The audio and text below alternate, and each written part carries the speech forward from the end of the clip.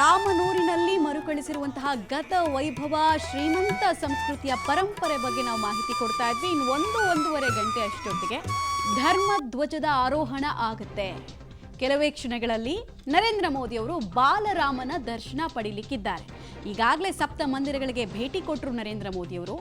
ರಾಮ ದರ್ಬಾರ್ನಲ್ಲಿ ಪೂಜೆಯಲ್ಲಿ ನರೇಂದ್ರ ಮೋದಿ ಅವರು ಭಾಗಿಯಾಗಲಿಕ್ಕಿದ್ದಾರೆ. ಅನಂತರ ಧರ್ಮಧ್ವಜಾರೋಹಣ, ಧರ್ಮದ ವಿಜಯ ಅಧರ್ಮದ ವಿರುದ್ಧ ಆಗಿದೆ ಅನ್ನೋ ಸಂಕೇತವನ್ನ ಸೂಚಿಸುವಂತಹ ಧರ್ಮಧ್ವಜ ಸ್ಥಾಪನೆಯನ್ನ ಮಾಡೋ ಕೆಲಸವನ್ನು ಮಾಡ್ತಾರೆ. ಅದರ ಪದ್ಧತಿ ಹೇಗಿರುತ್ತೆ, ಅಲ್ಲಿ ನಡೆಯುವಂತಹ ಪೂಜಾ ಕೈಂಕರ್ಯಗಳು ಯಾವ ರೀತಿ ಇರುತ್ತೆ, ಅದಕ್ಕೆ ಆಯ್ಕೆ ಮಾಡ್ಕೊಂಡಿರುವಂತಹ ಮುಹೂರ್ತದ ವಿಶೇಷತೆ ಏನು, ಎಲ್ಲವನ್ನ ತಿಳಿಸ್ತಾ ಇದ್ವಿ. ಯಾಕಂದ್ರೆ ಇದನ್ನ ಎರಡನೇ ಪ್ರಾಣ ಪ್ರತಿಷ್ಠಾಪನೆ ಅಂತ ನಾವು ಕರಿತೀವಿ. ಅಷ್ಟು ಇಂಪಾರ್ಟೆಂಟ್ ಇದು, ಯಾವುದೋ ಸಾಮಾನ್ಯ ವಿಚಾರ ಅಲ್ಲ ಇದು. ಒಂದು ದೇವಸ್ಥಾನದ ನಿರ್ಮಾಣನೇ ಆಳದ ಮಣ್ಣುಗಳನ್ನು ಎತ್ತೋದ್ರ ಮೂಲಕ ಆಗುತ್ತೆ. ಆಳದಿಂದ ಅದರ ಅಡಿಪಾಯ ಇರುತ್ತೆ, ಆಳದಿಂದ ಗಗನದವರೆಗೂ ಅನ್ನುವುದು ಶಾಸ್ತ್ರಗಳು ಹೇಳುವಂತಹ ಮಾತು. ಸೊ ಪ್ರತಿಯೊಂದರಲ್ಲೂ ಕೂಡ ಧಾರ್ಮಿಕ ಕೈಂಕರ್ಯಗಳು ಇನ್ಕ್ಲೂಡ್ ಆಗಿದೆ. ಇಲ್ಲಿ ಭಾಗಿಯಾಗಲಿದ್ದಾರೆ ಪ್ರಧಾನಿ ನರೇಂದ್ರ ಮೋದಿ ಅವರು. ರಾಮ ದರ್ಬಾರ್ ಗರ್ಭಗೃಹ, ರಾಮಲಲ್ಲಾ ಗರ್ಭಗೃಹಕ್ಕೆ ಇನ್ನೇನು ಪ್ರಧಾನಿ ಮೋದಿ ಅವರು ಭೇಟಿ ಕೊಡ್ತಾರೆ. ಮತ್ತು ಸಮಯದ ಬಗ್ಗೆ ನಾವು ನಿಮಗಾಗಲೇ ಹೇಳ್ತಾ ಇದ್ವಿ, 11:58ರಿಂದ ಇರತಕ್ಕಂಥ ಸಮಯ ಅಂತಂದ್ಬಿಟ್ಟು.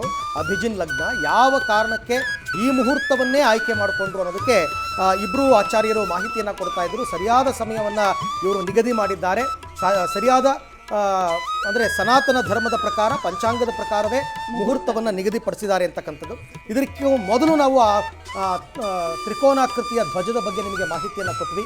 ಒಟ್ಟಾರೆ ಇವತ್ತಿನ ಈ ಕಾರ್ಯಕ್ರಮ ಶಾಸ್ತ್ರೋಕ್ತವಾಗಿ ಆರಂಭ ಆಗಿ ಈಗಾಗಲೇ ಹೋಮ ಹವನಗಳು ಆರಂಭ ಆಗೋಗಿದೆ. ಅದು ಸೂರ್ಯೋದಯಕ್ಕೆ ಮೊದಲೇ ಹೋಮ ಕುಂಡಿಕೆಗಳೆಲ್ಲವೂ ಕೂಡ ಸಿದ್ಧವಾಗಿತ್ತು. ಈಗ ಕೆಲವೇ ಕ್ಷಣಗಳಲ್ಲಿ ರಾಮ ಮಂದಿರದಲ್ಲಿ ಧರ್ಮಧ್ವಜಾರೋಹಣ ನೆರವೇರುತ್ತೆ. ರಾಮ ಮಂದಿರ ಶಿಖರದ ಮೇಲೆ 10 ಅಡಿ ಎತ್ತರದ ಧರ್ಮಧ್ವಜ ಕೇಸರಿ ಧ್ವಜಾರೋಹಣವನ್ನು ಪ್ರಧಾನಿ ಮೋದಿ ಅವರು ನೆರವೇರಿಸ್ತಾರೆ. ಅಭಿಜಿನ್ ಶುಭ ಲಗ್ನದಲ್ಲಿ ಧರ್ಮಧ್ವಜಾರೋಹಣ ಆಗುತ್ತೆ. 11:58ರಿಂದ 1 ಗಂಟೆ ಶುಭ ಮುಹೂರ್ತದಲ್ಲಿ ಈ ಕಾರ್ಯಕ್ರಮ ಎಲ್ಲವೂ ಕೂಡ ಇದೆ. ಅದಕ್ಕೂ ಮುನ್ನ ನಡೀತಾ ಇರ್ತಕ್ಕಂಥ ಪೂಜಾ ಕೈಂಕರ್ಯಗಳು ಎಲ್ಲವನ್ನ ಕೂಡ ನೀವು ನೋಡ್ತಾ ಇದ್ದೀರಾ ದೃಶ್ಯಗಳಲ್ಲಿ. ಸಪ್ತ ಮಂದಿರಗಳಿಗೆ ಪ್ರಧಾನಿ ಮೋದಿ ಅವರು ಭೇಟಿ ಕೊಟ್ಟರು. ಮಹರ್ಷಿ ವಸಿಷ್ಠ ಮಂದಿರ, ಮಹರ್ಷಿ ವಿಶ್ವಾಮಿತ್ರ ಮಂದಿರ, ಮಹರ್ಷಿ ಅಗಸ್ತ್ಯ ಮಂದಿರ, ಮಹರ್ಷಿ ವಾಲ್ಮೀಕಿ ಮಂದಿರ, ದೇವಿ ಅಹಲ್ಯಾ ಮಂದಿರ, ನಿಷಾದರಾಜ ಗುಹಾ ಮತ್ತು ಮಾತಾ ಶಬರಿ ಮಂದಿರ. ಈ 7 ಇದೆಲ್ಲವೂ ಈಗ ನಿರ್ಮಾಣ ಆಗಿರೋದು. ನಾವು 2024ರಲ್ಲಿ ರಾಮ ಮಂದಿರ ಉದ್ಘಾಟನೆ ಸಂದರ್ಭದಲ್ಲಿ ಅಯೋಧ್ಯೆಯಲ್ಲಿದ್ದಾಗ ಕರಸೇವಕ್ಪುರ್ ಅಂತ ಒಂದು ಏರಿಯಾ ಇದೆ. ಅಲ್ಲಿ ಮೂಲ ವಿಗ್ರಹವನ್ನು ಟೆಂಟಲ್ಲಿ ಇಟ್ಟಿದ್ರಲ್ಲ, ಆ ಏರಿಯಾ ಅದು. ಅಲ್ಲಿ ಈ ವಿಗ್ರಹಗಳೆಲ್ಲವೂ ಕೂಡ ನಿರ್ಮಾಣ ಆಗ್ತಿತ್ತು. ನಾವು ಹೋದಾಗ ಇವೆಲ್ಲವೂ ಕೂಡ ಆಗ ರೆಡಿ ಆಗ್ತಿತ್ತು ಇನ್ನುವೇ. ಈಗ ಅದೆಲ್ಲವನ್ನು ಕೂಡ ತಂದು ಈಗ ದೇವಸ್ಥಾನ ಪೂರ್ಣಗೊಳಿಸಿದ್ದಾರೆ. ಈಗ ನೀವು ನೋಡ್ತಾ ಇರ್ತಕ್ಕಂಥದ್ದು ಸದ್ಯದಲ್ಲೇ ರಾಮಲಲ್ಲಾ ಗರ್ಭಗೃಹಕ್ಕೆ ಪ್ರಧಾನಿ ಮೋದಿ. ಇದು ದೇವಿ ಅಹಲ್ಯ, ನೀವು ನೋಡ್ತಾ ಇರ್ತಕ್ಕಂಥದ್ದು ದೇವಿ ಅಹಲ್ಯ ದೇವಿಯ ಸಪ್ತ ಮಂದಿರಗಳ ಪೈಕಿ ಇದು ಕೂಡ ಒಂದು. ಆ ವಿಗ್ರಹವನ್ನು ಕೂಡ ನೋಡ್ತಾ ಇದ್ದೀರಾ, ಬಹಳ ಅದ್ಭುತವಾಗಿ ಕೆತ್ತನೆಯನ್ನು ಮಾಡಿರ್ತಕ್ಕಂಥದ್ದು. ರಾಮಾಯಣದ ಹಿನ್ನೆಲೆ ಉಳ್ಳಂತಹವರನ್ನ ಅಲ್ಲಿ ಸಪ್ತ ಮಂದಿರಗಳನ್ನು ನಿರ್ಮಾಣ ಮಾಡೋದು. ಯಾತಕ್ಕೋಸ್ಕರ ಅಂತ ಕೂಡ ಶೆಲ್ಲೋಪಿಳ್ಳೆ ಅಯ್ಯಂಗಾರ್ ಅವರು ಆಗಲೇ ಎಕ್ಸ್ಪ್ಲೈನನ್ನು ಮಾಡ್ತಾ ಇದ್ರು. ಇದು ಅನ್ನಪೂರ್ಣ ದೇವಿಯ ಮಂದಿರ, ನೀವು ನೋಡ್ತಾ ಇರ್ತಕ್ಕಂಥದ್ದು. ಸಂತರು ವೇದ ಮಂತ್ರಗಳ ಜೊತೆಗೆ ಶಂಖ ಗಂಟೆಗಳ ಸ್ವಾಗತವನ್ನು ಪ್ರಧಾನಿ ಮೋದಿ ಅವರಿಗೆ ಕೋರಲಾಗಿದೆ. ಶೇಷಾವತಾರ ಮಂದಿರ ಮತ್ತು ಮಾತಾ ಅನ್ನಪೂರ್ಣ ಮಂದಿರ ಇದು ಕೂಡ ಸಪ್ತ ಮಂದಿರಗಳ ಜೊತೆಗೆ ನಿರ್ಮಿಸಲ್ಪಟ್ಟಿರ್ತಕ್ಕಂಥ ಮಂದಿರ.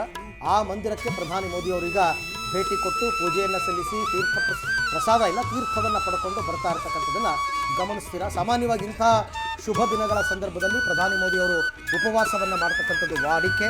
ದಸರಾದಲ್ಲಿ ನವರಾತ್ರಿಗಳ ದಿನ 9 ದಿನವೂ ಕೂಡ ಅವರು ಉಪವಾಸವನ್ನು ಮಾಡ್ತಾರೆ.